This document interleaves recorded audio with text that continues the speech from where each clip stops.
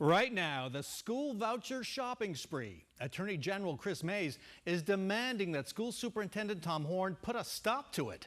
Tom Horne joins us now with his response.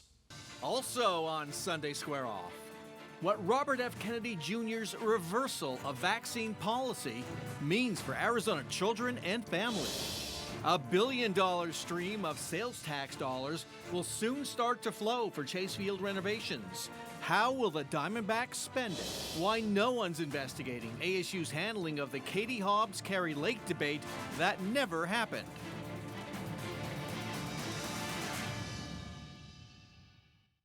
Tom Horne and the Republicans in the legislature are allowing this money, taxpayer money, to be spent on diamond rings and lingerie and flat screen TVs. It's outrageous.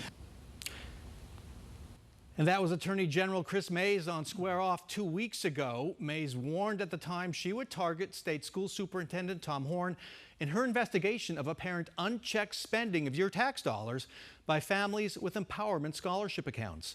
Trips to SeaWorld, cell phones, household appliances are among $124 million in ESA purchases that got blanket approvals.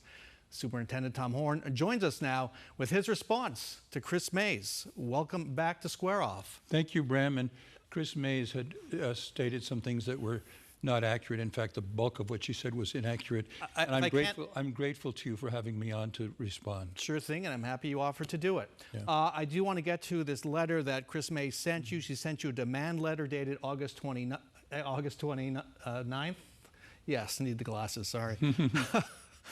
It orders you to block the purchase of all unallowable items immediately. The deadline to respond is 10 days, it says, and that would be Monday. What's your response to her letter? My response is a rejection of everything in her letter, which was completely unfactual. Let me explain, Bram.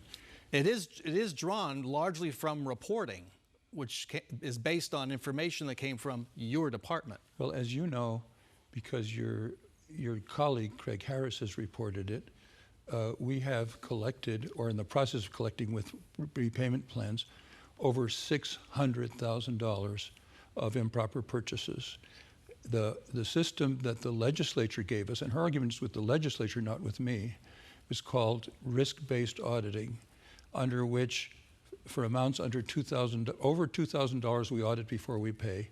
For amounts under $2,000 to avoid lengthy delays in reimbursements, which was a big burden on people. It was over 2 months before people got reimbursed. We are told to pay them and then audit them afterwards and get the money back. And that's exactly what we're doing. That's what the legislature dictated. Now, didn't necessarily dictate that. I read the language. It said risk auditing is allowed, but this decision was made by you, and as I understand it, recommended by one of the owners of a charter school, a micro school chain. Yeah, actually, there's a committee. She's just one member of a committee. She led the committee. She was the chair of the committee. Chair of the committee. But there were a very diverse group of people on the committee, both as different ESA users and, as it happens, racially diverse, that decided that $2,000 would be the cutoff. But the instructions from the legislature were to use risk-based auditing. Risk-based auditing means over $2,000 we audit in advance, under $2,000 we pay, and then we audit later and get the money back. And we're in the process. Kris Mays left out the key fact. We have collected, or in the process of collecting, over $600,000 of improper purchases. Now, Bram, you know that I would not approve an improper purchase. In fact, I'm facing a primary precisely because I've been strict about insisting that all payments be for a valid educational purpose and a reasonable price according to market prices to meet the needs of the students. Well, let's break that down. So you know that very well. I know the politics of the situation. Yeah. I hope we'll get to that a little later. Let's break this down. You've said we've recouped $600,000. Is that what you're saying? Recouped, or in the process, like with payment. Is that of this $124 million? Or is that something else from some other? Those are where people made improper purchases. Is that from this group of purchases, 1.2 Yes, from million that group of purchases, purchases, since yes. November. Yes, Okay. yes. I want to get back to this letter. There's a Yes. deadline of Monday. Yes. Will you respond to Kris Mays by Monday? I already gave her a short response that you have, in which I rejected her incorrect facts, and I told her, and if she wants to change risk-based auditing, she has to go to the legislature.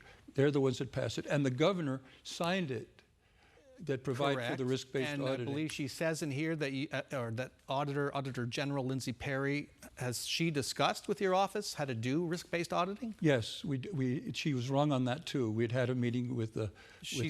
Lindsay Perry said that hadn't happened No, that's in a not true. legislative hearing. No, we did have a meeting with her within 4 days of a meeting of the audit committee, and Kris Mays, among everything else that she said, was wrong about that. We had the discussion with her, and we've said we're happy to have more discussions. Okay, let's for folks who don't know, risk-based auditing, you've allowed yourself up to 2 years. Yes. From a purchase to actually go back and not review all of them, but just a few of them or some of them. No, much more than a few. Otherwise, we wouldn't have collected. But not all of them. Not necessarily all of them. It's supposed to be risk-based, but and 2 years. We do not, and we do not approve those purchases. We've made it clear to everybody, and she should know this. We make it very clear to the ESA users that those payments are not approval. Approval does not occur until after we have audited. And if we don't approve, we get the money back, and in extreme cases, we'll terminate them from the program. So let's go to the present. So given what you've just told me about your response to Kris Mays, what you've been doing for the last 10 months since November, letting purchases go through and then coming back at them. Yes. If they and look getting the suspicious. money back. Well, don't leave that out, Graham. 600,000 of 124 million. Well, very 600,000 of 124 million. Very few are improper. That's typical. Less than 1% of requests are improper requests. So again, what I began to say. So you are going to continue what you've been doing since November. We will, correct? Unless she gets the legislature. Which, as we've seen, unless she gets the legislature to change the law. Okay, they had their chance, but and we have seen what's happened over the last 10 months, which is a lot of wild purchases. And we got the money back, or in the process of getting the money. Of the money back. We don't know. We don't know how much, do we? Yes, I told you it's over $600,000. Yeah. What percentage of that of the total is that? Of the total of unallowable purchases? Historically, fraudulent people are less than 1% of the population. We're not talking history, we're talking now because this is a whole different system. It's under 1% of the purchases are improper. Okay, I've heard that number thrown around a lot by you, others, other defenders. It's an accurate number. How can it be accurate? How can it not be accurate? When you're looking at this group here of purchases? Well, the thing, some of them, you just don't know. Some of them were outrageous, and we'll terminate the outrageous ones from the program, and they won't be part of the program. But you know that I've been very strict about no payments unless it's a valid educational purpose and at a reasonable cost according to market prices to meet the needs of the student. And that's why I'm facing a primary. Okay, so this will continue, right? Yes. Current system will continue. You mentioned the legislature. When this universal voucher expansion, which now costs taxpayers $1 billion, 90,000 students get ESAs. When they enacted it in mid-2022, they budgeted 22 or so positions specifically for ESAs. Right. Are those positions all filled? Yes. But and that's still not enough to manage this program? No, we have a lot of tasks that have to be done. We have 15 people to audit. That's the same number that they had when the program was 1/7 as large. And the House of Representatives, recognizing that, allocated an additional 12 positions for us to audit. And the governor told them, if you don't take that out, I'll veto the bill. So it's the governor that caused this problem. Well, the governor didn't approve this program. Number one, this is a political problem. Well, let in me the say end this. between Democratic governor, Republican lawmakers, and Republican supporters of this, who, frankly, as you know, will not budge. Well, let me say that's the evidence we have. They will not budge. Let me say this: we have 90,000 students in ESA. We have 1,200,000 in the public schools. So ESA is not a threat to the public schools, but what it does do, just a second, it gives the parents that feel their children needs are not being met and an alternative. And I don't understand how anybody could say the parents don't have that right unless they're so immersed in ideology, as the governor and the attorney general are, that they forget about the needs of the students. So, you know, I think free stuff is not what most people think about when they think about the education freedom you're describing. And I don't see people challenging that here. What we seem to be looking at is what Republicans and other areas have called waste, fraud, and abuse. No. So can you tell taxpayers why they're paying for some stranger kid's cell phone? They're not. A trip They're to not. see it. Well, We're so getting far the money. they have the documents, the evidence They're shows not. they We're have. getting I don't know why I have to keep repeating. I know you have to We're keep getting repeating the money it, back. but And you know that because I'm strict about it is why I'm facing a primary. we don't know that you're going to get the money back. All the money. We don't know that you're going to be able to claw back all that money. Well, 124 million. You don't know to say we're not. I say we will get it all back because I've been strict about it, and that's why I have a primary.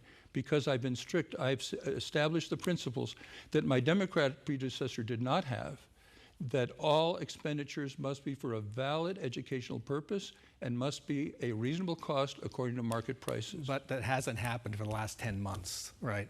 Risk-based auditing could catch up, but it really hasn't. well, happened. And as you say now, you're going to continue on the current. You're not absorbing what I'm telling you. Oh, What I'm saying is, over 2,000 we audit first. Under 2,000, we're doing what the legislature told us to do, but we're getting the money back, and we're terminating people that have been very abusive, like some of the examples. Okay. All I would say is the challenge is you've already said you don't have enough people. But you know, the ideology of attacking ESAs in general is an ideology of people say, if the public school doesn't meet the needs of the kids, that's tough. The parents don't have a chance to find an alternative for their kids. And we got to end it there. Tom Horne, thanks so much for joining us. Thanks, Brad. Thanks for giving me the opportunity. Well,